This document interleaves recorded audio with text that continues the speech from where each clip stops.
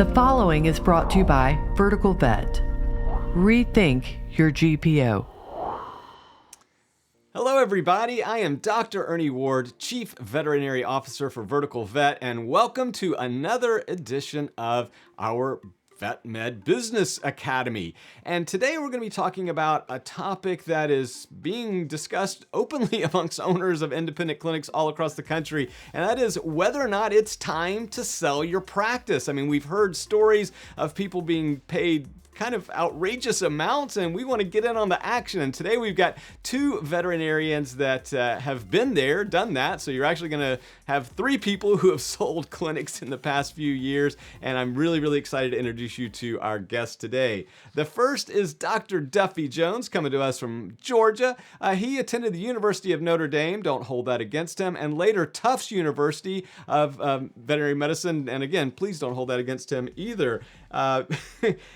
He received his DVM in 1999, so he's a youngster here as far as our guest today. He's currently on the board of the Georgia Veterinary Medical Association. Go Dogs! He has also written a book, The Business Side of Veterinary Medicine, and he is co-founder and partner in a consultancy that we work with here at Vertical Vet called DVM Success.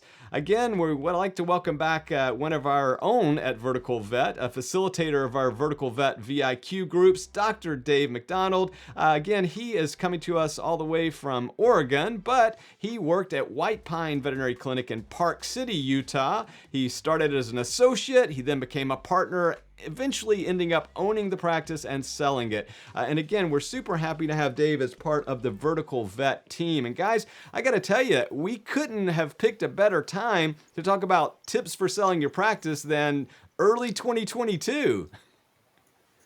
It's crazy. It's a crazy landscape out there right now, and it's a pretty hot market out there. Yeah, and Duffy, that's a great starting point. Let's kind of look at, what is the current landscape? I mean, what is the market like? And I mean, I certainly have my perspective, interfacing with, clinics all over the country, both at Vertical Vet and with my consulting. But Dave, let's start with you. How do you view the market for selling a practice right now?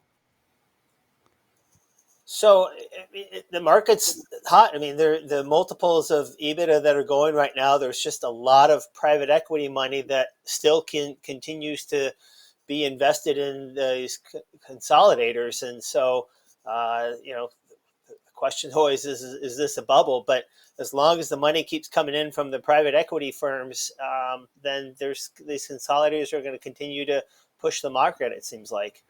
Yeah, and Duffy, Dave already brings up a really important point, and that is outside money. I mean, we're seeing a lot of investment capital flowing from sectors that are completely remote and removed from veterinary space. How is that affecting the market to sell your practice right now?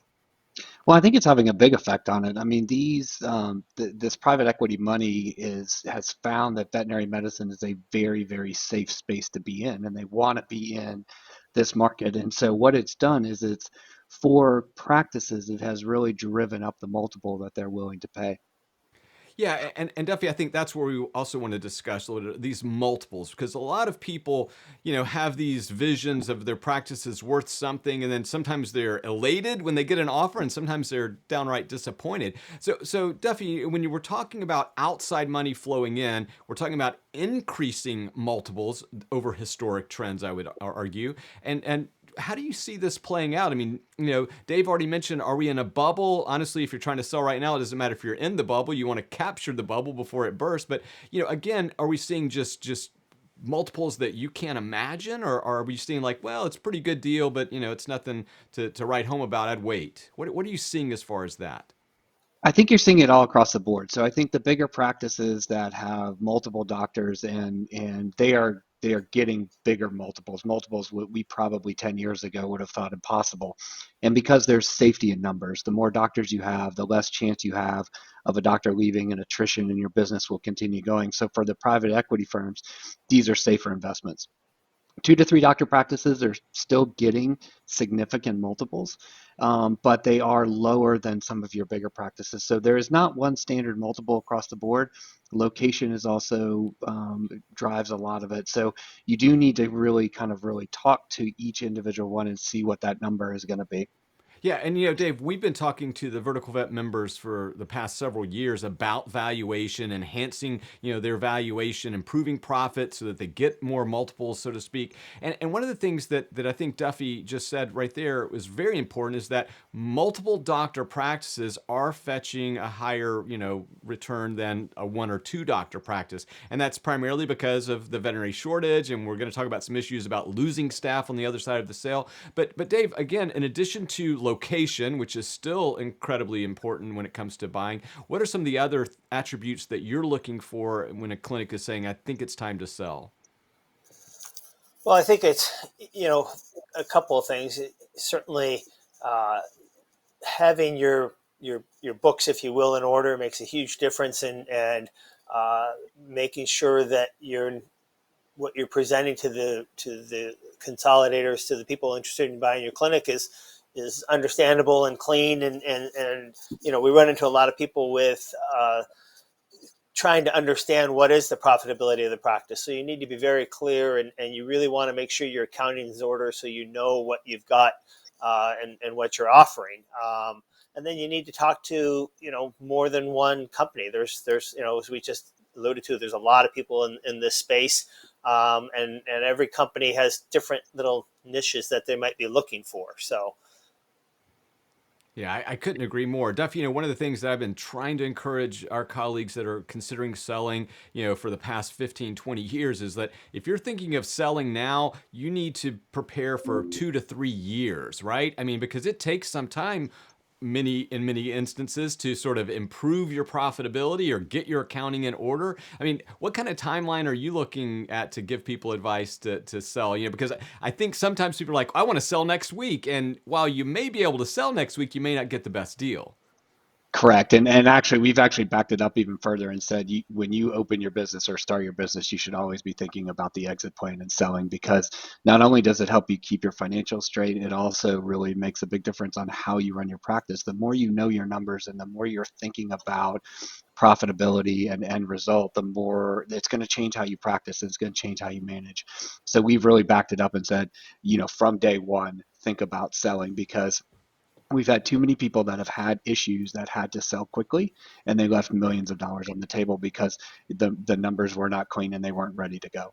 Duffy, that's music to my ears. Early in my career back in the 1990s, I would tell audiences of veterinary colleagues, I would say, run your business like you're trying to sell your business. And I would get so much feedback, hate about that. They'd be like, oh, so you just show up to work every day acting like you want to quit your job. And I was like, no, it's actually about good, prudent bookkeeping and so forth. So I really appreciate you saying that, because being an older guy here, I tell you, back in the day, that was not the prevailing attitude. Well, I do want to kind of switch gears just slightly here. We've touched a little bit on this, but when it comes to practice valuations, this is an issue that again, there's a lot of mystery around this. So I'd like to start with you, Duffy, because with DVM Success, I mean, you see a lot of clinics that are kind of in this situation. But what are you telling people when they say, well, Duffy, what's my practice worth? It's very complicated because it really depends on how clean your books are and how up to date you are with all of your financials. So if you have very, very clean books and you know exactly where numbers are, and you can put costs against revenue centers, it makes it significantly easier to know the profitability of your hospital. And that's really what we're going for. The biggest issue that we see is that a lot of people lump things together or don't take the time to really break it out and spend that time in the accounting side of it. So when they go to sell, it's very hard to know exactly what is the profitability.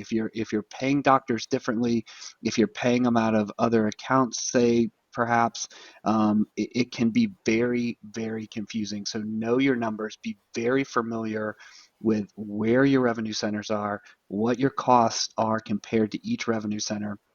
And that's going to help get the profitability a lot easier, because you're really working to show them how profitable you are. They're working to believe that, and you have to have a convincing story, and the numbers give them the story to believe what you're saying.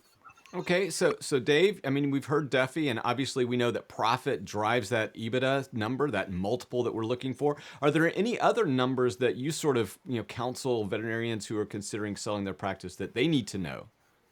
well, I think along the lines of those numbers is traditionally, 20 years ago when you had your clinic, it was a great place to, run your home phone bill through and maybe run your car payment through the clinic. And those kinds of things are a big trap because, when you try to back those out and prove profitability, again, that's one of those things where you can't be doing that because it just really muddies the waters as they're trying to understand what is the potential profitability of your practice. So I just beat that dead horse of we really need to make sure that the books are clean, right? And the numbers are clear and what is this practice doing? Yeah, guys, I'm sure you've heard the same type of story, but a couple of years ago, a friend of mine out west was trying to sell his practice, and so he didn't have clean books, and he didn't follow any of our advice of trying to get his accounting in order, 2 or 3 or more years in advance. And so he goes to this big corporate consolidator, and they give him an offer that isn't anywhere close to what he was expecting. And so, they said, well, hey, look, guys, we can't make heads or tails of what you're doing and what you're not doing. It turns out, Dave, just as you mentioned, he was running cars through it, all kind of personal expenses, nothing illegal, just not actually pretty good business practices if you ask me, to minimize your tax liability. But at the end of the day, he had to go and visit them in person and walk them through his books. He still didn't get the offer that he thought he should, but at that point it was kind of too far down the road. Have you guys encountered similar stories? Yeah. Yes, I have all the time, and I try and tell people that there's a real difference between running your business from a tax perspective and running your business than when you go to sell it. They're actually kind of diametrically opposed because in tax savings there are things that you want to do that get your profitability down, and so you need to know if you're doing that, you need to know exactly where that is and to be able to really document how that's occurring. Yeah, and again, other things that people get trapped in is, maybe paying themselves too much for rent if they own the property. Maybe having family members on the payrolls. There's a lot of things, again, as Duffy and I are alluding to, that can help reduce your tax liability, but they don't boost your bottom line, therefore reducing the valuation. So again, Vertical Vet members, we're here to help, and one of the things we do is we partner with amazing people that help you with valuation, walk you through the process. So again, if you haven't seen some of those other videos that we've done about valuations of practice, definitely maybe take a look-see at that. But I kind of want to shift gears again with you guys, and that is, okay, it's time to sell. We've gotten our books in order, but Dave, you mentioned it, and Duffy, you've mentioned it as well, and I will give a third recommendation: get multiple offers, especially in today's hot market. So let's talk about what those offers really look like. And Dave, I'd like to start with you because, every offer isn't just predicated on the dollar amount. There can be a lot of other incentives that could benefit you further down the road. Right. The offers are, to just look at the dollar amount on the offer is that's really just the starting point, right? It's kind of the iceberg, and there's so much more that goes into that offer underneath as far as what are the expectations after the sale? What's going to happen? What's the expectation for you as the owner, no longer owner, but is the expectation for you to stay on board and to continue to practice for a year, for 3 years? What's the expectation for the staff, and who's going to be managing the staff? And are you going to come over and continue to be in charge, or is there going to be someone that now, that's a big mind shift for all of us who have been owners, right? Because we're used to being our own boss, and now we have to report to somebody else. So that plays into the role. What's going to happen? How is the money going to be paid out? Is it going to? Some people are going to be a cash offer. There may be cash up front. There may be some cash that they're going to hold back depending on the performance of the clinic. There's a lot of variables that can come into play as far as what does the structure of this deal look like. Yeah, Duffy, Dave already laid out a laundry list of things to look for. In addition, there can be rent incentives, and he mentioned maybe distributing the payouts over time to reduce your tax burden. What are the other things that you're kind of looking at when you're evaluating an offer to help a vet decide which one they should take?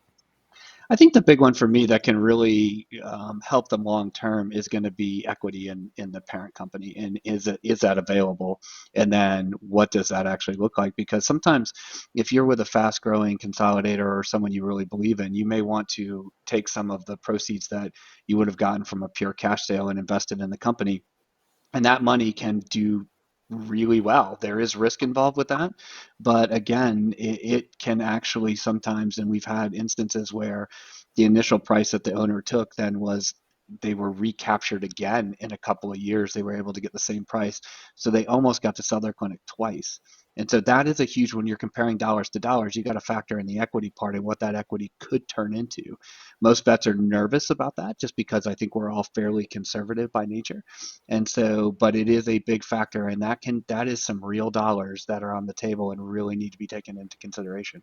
Yeah, and Duffy, I agree, although I do exercise extreme caution because I've also seen those deals Yeah. not work out as well for those people who sold their clinics. So, yeah, I agree with you. If it's a solid consolidator with a proven track record, I'm all in, right? Especially given today's, economic environment. Having said that, Duffy, it is always with utmost caution because, and I like that you said it right up front, there is some risk involved. Again, Dave, when we kind of look at these offers, I mean, you mentioned it briefly, but, and I know we're going to talk about it more in just a minute, but it is a little bit about what happens to you. I mean, you've been an owner maybe for 10, 20 years or more. I mean, I'd owned a clinic for over 20 years before we started selling our first one. And suddenly that was a mind shift. Now I had a slightly different deal where I actually didn't work anymore after I sold, but that's a different story for another time. But, how does that adjustment, I mean, how do you advise that vet to accept the change in mind shift, as you said?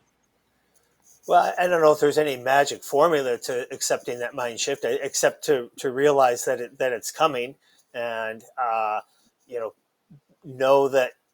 Again, I think the biggest thing you need to be clear on what is that expectation. Again, I've seen offers where, for me, it was 1 year. I've seen some people where they're contractually stuck's probably not the right word, right? But for 3 years that they're there, and so that's something you have to really be prepared for. Is that there's going to be some expectations on you, and then again, you have to kind of prepare yourself mentally for the fact that, well, I want this new toy. Well, it's no longer just your choice to choose to get, whether it be a laser, whether it be some new surgical instrument or what have you, that there's people you have to work through and to make those decisions. Yeah, Duffy, I'd like to get your perspective. I mean, again, I've got a dear friend who she sold her clinic a couple of years ago. She's espousing the same frustrations that Dave just illustrated there. And it's like, she's like, I can't do anything without filling out 15 different forms and they don't listen to me anymore. And, and she's used to being able to execute a transaction. I can go buy the new laser or whatever. And I think that is an important part. The other thing that she is struggling with, and this is what I want to get your opinion and perspective on, is that she is feeling under pressure to meet her productivity numbers, right? So there were some milestones attached to what she would continue to do over the next 3 years as she worked and transitioned out. Are you hearing any of that? I mean, that's an important part of the contract to get very clear before you sign on the dotted line, in my opinion. I think it's really important to really talk about that because, again, I think sometimes we go into the sell process with the idea that, okay, I'm done, I can take it easy, but that's really not the case. I mean, you've sold to another company who's going to want, the expectation is they paid you money for your performance and you're going to have to continue that performance. And so, I think you have to have that, like Dave said, they have to have that mindset that I'm not quitting, I'm not stopping, I'm continuing to do what I do. I just have now more financial backing to be able to do the things I want to do. So I think instead of having that mindset that I'm done, I don't have to worry about anything anymore, I think there's different worries and you have to identify those before you sell and make sure it is the right time for you to sell and is it right for you.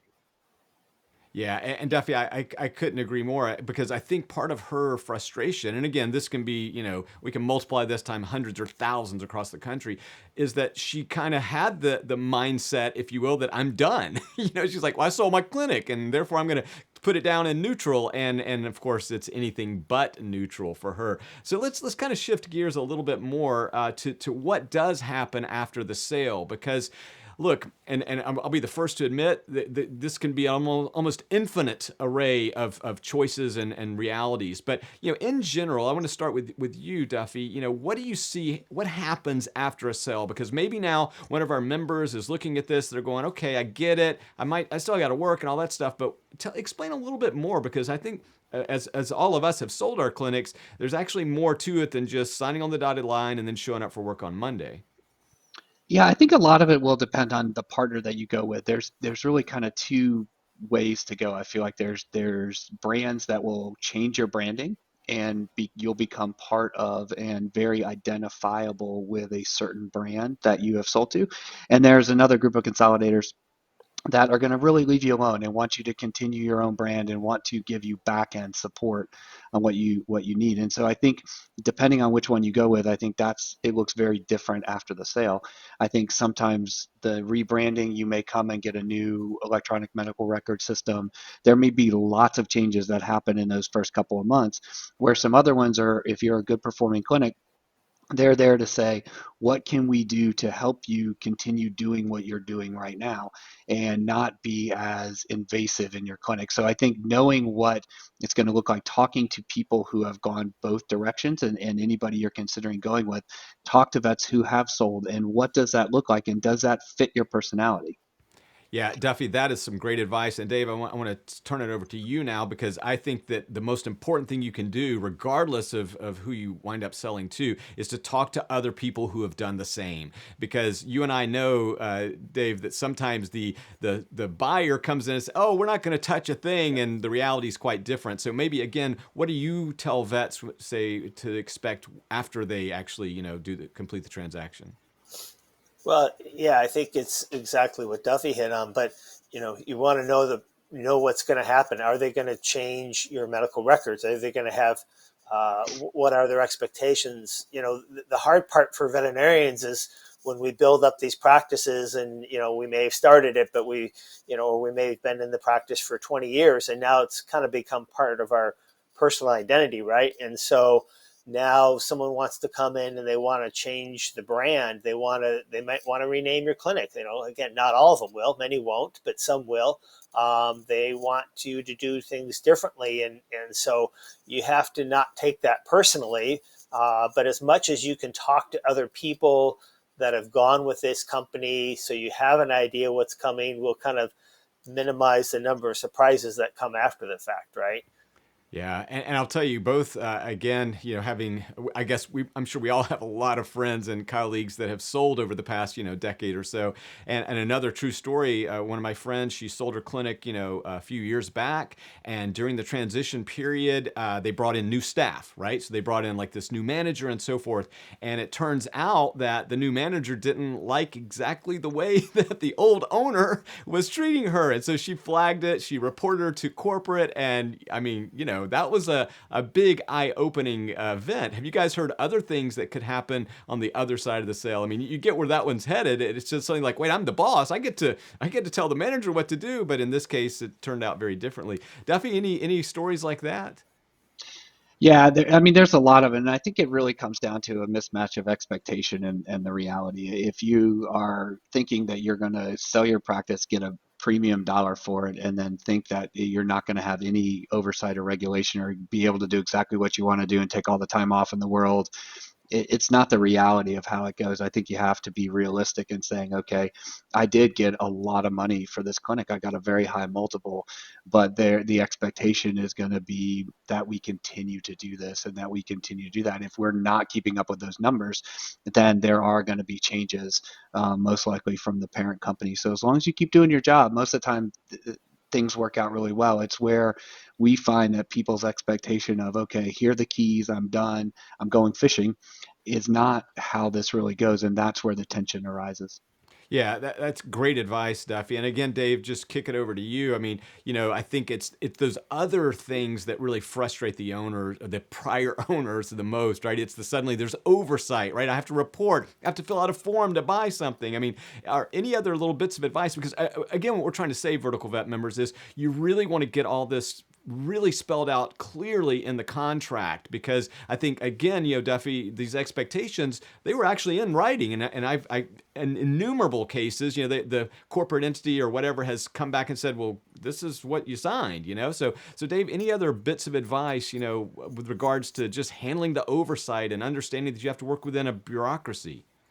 Well, I think again, you have to understand the expectations, and so one of the more common things are it's going to be the performance of and the profitability. As Duffy said, you can't go over and just hang the sign saying "gone fishing" now, and the corporation has expectations that the clinic's going to continue to perform at a level, and depending on the structure of the deal, there may be financial repercussions if it doesn't. Right? It could that sweet deal may not be so sweet if all of a sudden you take your eye off the ball, and the profitability starts falling off and the numbers aren't coming in the same. It's not only going to make things uncomfortable for you, personally and psychologically, but this sweet deal, there can be financial repercussions. So you really need to understand, what does the deal look like? What's going to happen if revenue falls off? And how do we prevent that from happening? Yeah, that is really important, because Vertical Vet members, we are kind of painting some extreme lines here, but we're trying to prepare you, because the stories that we hear, as consultants and management advisors out there, I mean, look, we know they're the extreme, they're the uglies, right? And we know that 98% of the time it just goes, it's great, it's the best thing you'll ever do. But we also want to prepare you so that we don't get those phone calls from those 2%. So I'd like to kind of transition now to some of those problems and pitfalls. And both of you have mentioned this several times, and that is the decreasing revenue. And I'll be honest with you guys, there was a trapdoor in a contract that, again, not a friend, but a colleague showed me a few years back, where their revenue numbers did not hit, and they took back some capital. So, I mean, this can get ugly fast. So, again, when we talk about that maintaining revenue, Duffy, let's start with you. I mean, explain the importance of that after you sign that letter of intent. And this is that critical period, right? I mean, and maybe just explain to a vet who hasn't sold or hasn't had a lot of business transaction experience, what do we mean by, as soon as that LOI or letter of intent is signed? Yeah, and this is where we've seen a lot of issues. So basically what happens in the sale is that you will approach a buyer, decide a buyer that you feel comfortable with, that fits your model. You will produce a lot of documents for them to try and get them an idea of what your profitability is, and they'll come back with what we call a letter of intent, which will give you a price and some preliminary deal structures. And I think what some people feel like is that once the LOI is signed, and when you sign that, you're committing for a certain amount of time to only talk with them and not to anybody else. And I feel like owners think that that LOI number is set in stone. The consolidators will try and honor that number, but if circumstances change between the signing of your LOI and the closing of the deal, which can be from anywhere from 3 months to 6 months to a year, then the number may change. And the biggest one that we've seen is that people sign the LOI, they go on vacation for a couple months because they're like, okay, I got my number, all we got to do is get through the lawyers, and all of a sudden their revenue starts to decrease. And from the consolidator standpoint, what they're looking at is they're saying, hey, am I buying a sinking ship? Is there something wrong with this clinic that now all of a sudden we're seeing decreasing revenue?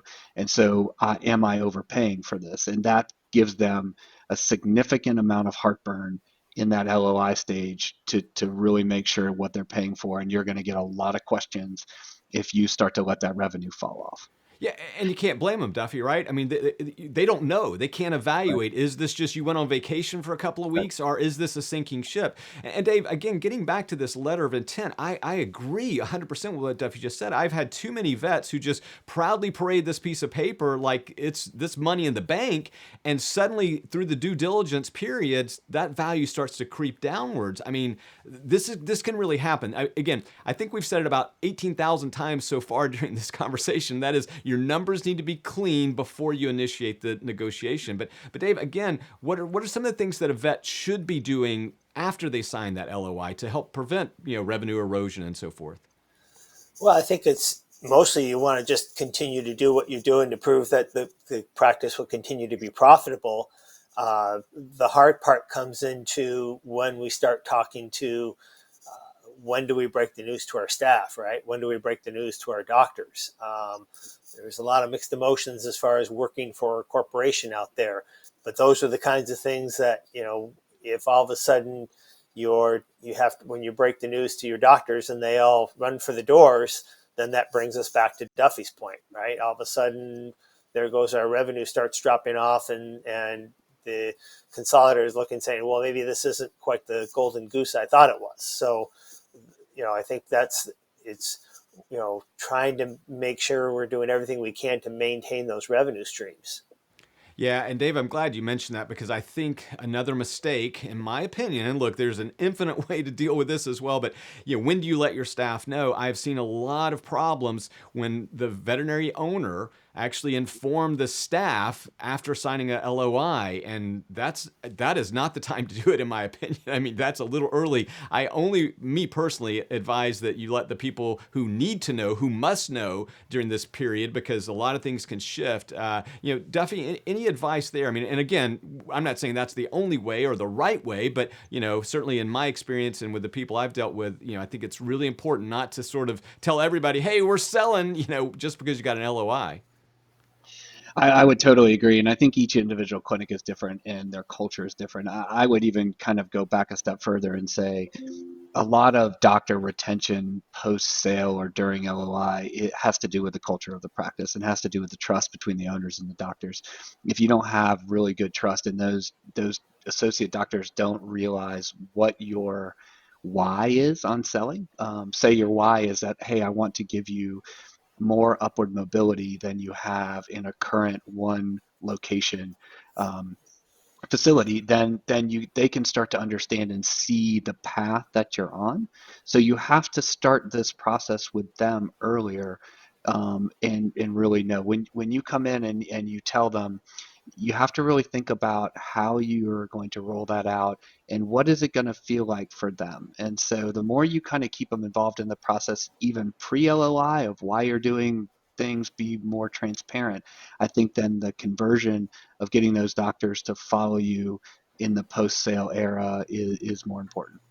Getting back to my old run your business like you're trying to sell your business, because I mean, this is just setting up an ethos, a culture around we're trying to make things better so that it becomes very logical and really expected if you make a move like this. Because, again, I love what Duffy said, Dave, and that's the fact that, hey, we're just trying to give you more opportunities to make your job better, more pleasurable, more enjoyable. Again, what other advice do you give on when to tell the client, or the clinic? I want to get to the clients in just a second, but when to tell the staff, and how do you do that?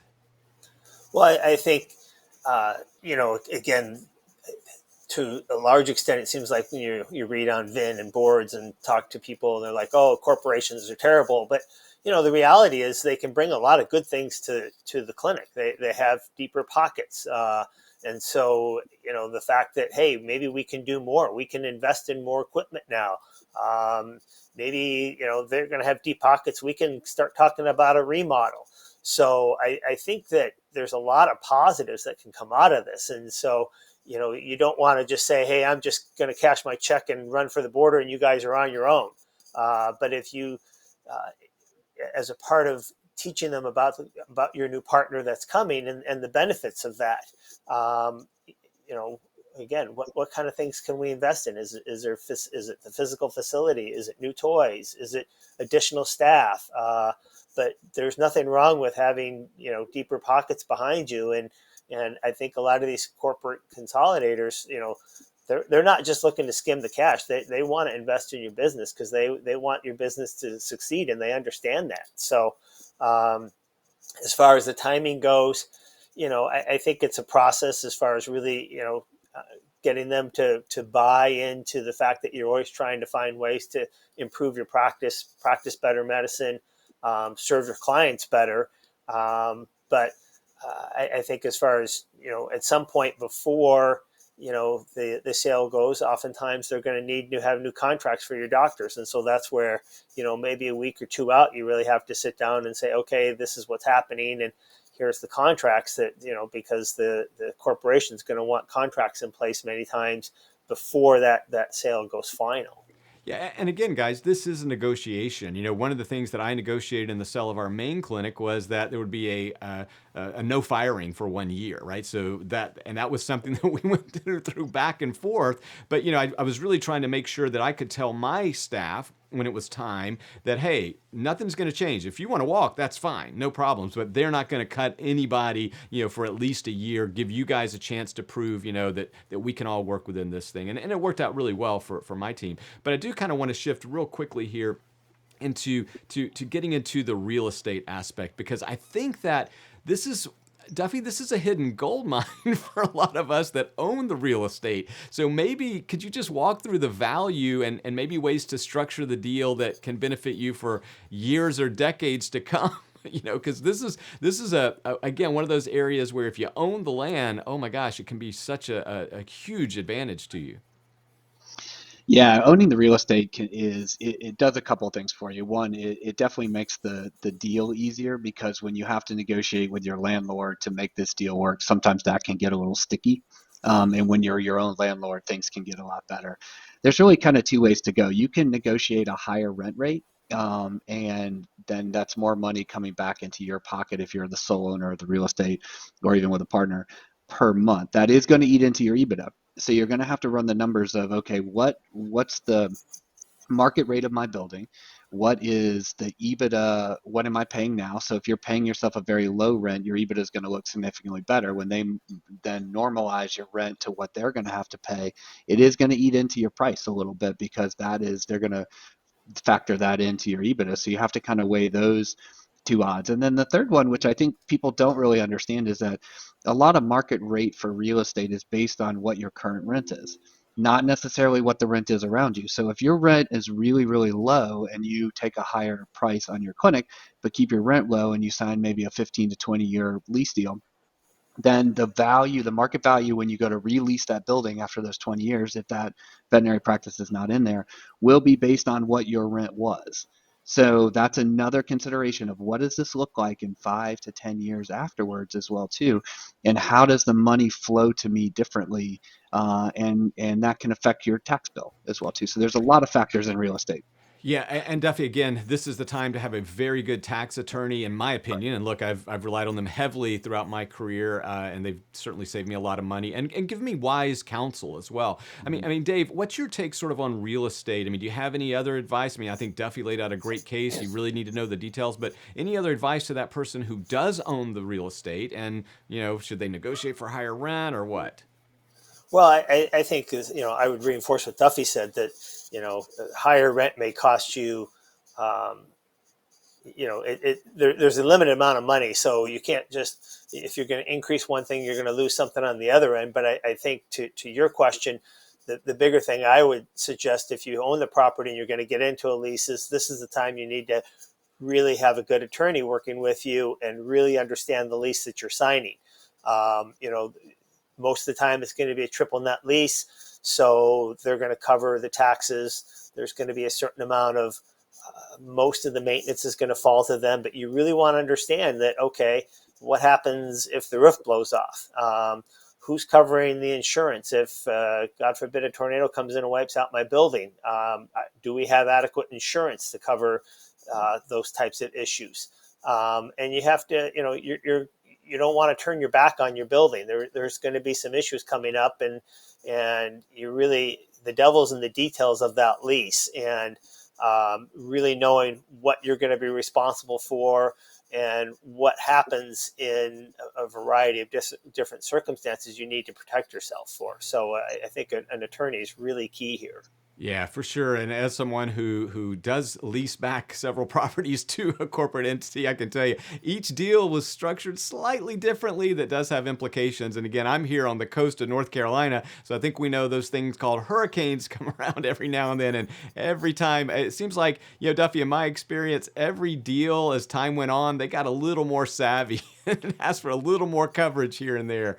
Guys, this has really been a fantastic conversation, and I appreciate you guys both being really candid and honest and authentic in some of the pitfalls that we can deal with, because I think by sharing those experiences with our colleagues, they can help avoid them. Because, again, sometimes the three of us, we get a skewed perspective because of what we do as far as management consulting and so forth. But the reality is it works out so well for so many people. And honestly, now is a fantastic time to consider selling your practice. You need to get your practice accounting in order right now. You need to make sure that you're focused on profit. You need to make sure you're building a culture, that is accepting of change. I mean, so as we finish up today, Duffy, any last bit of advice or sage wisdom from the guy who went to Notre Dame, God bless you, who could maybe help out that vet who's saying, maybe not?